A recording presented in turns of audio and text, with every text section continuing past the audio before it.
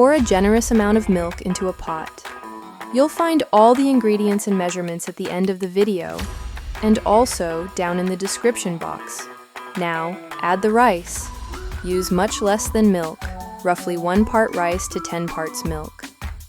Add a piece of lemon peel and another piece of orange peel. Now add a cinnamon stick. Heat it up gently, stirring everything together as it warms. This isn't the usual rice pudding you've seen before. This is the one my grandma used to make when I was little. So comforting, so fragrant, so delicious. We're just letting the rice heat up gently. Keep it hot, but don't let it boil. This keeps the milk from burning. Give the rice a stir every now and then. This does 2 important things. First, it helps make sure the rice isn't sticking to the bottom of the pot. It shouldn't, not if the heat is low.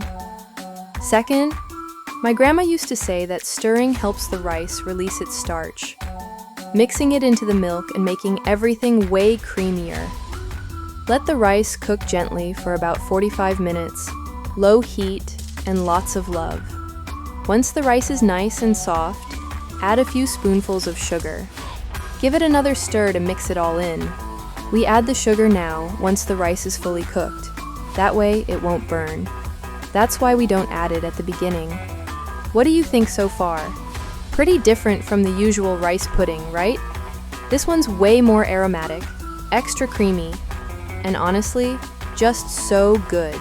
You've got to try it. Once the sugar is fully mixed in, remove the citrus peels and the cinnamon stick. They've already done their job. Our rice pudding is beautifully infused. And now, it's time to add my grandma's secret ingredient, just a knob of butter. Turn off the heat and gently stir the butter into the rice pudding. Let that butter melt right in, bringing everything together beautifully. With that done, our rice pudding is almost ready. It's already super creamy, but trust me, it's even better once it's chilled. So, we'll serve it up in little bowls, ready to chill and enjoy later.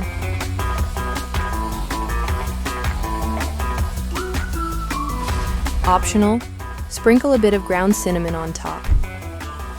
Now just place it in the fridge and let time do its thing. The flavor and creamy gets even better once it's cold. I hope you give this recipe a try. It's simple, comforting, and full of memories for me. Thanks for watching, and see you next time.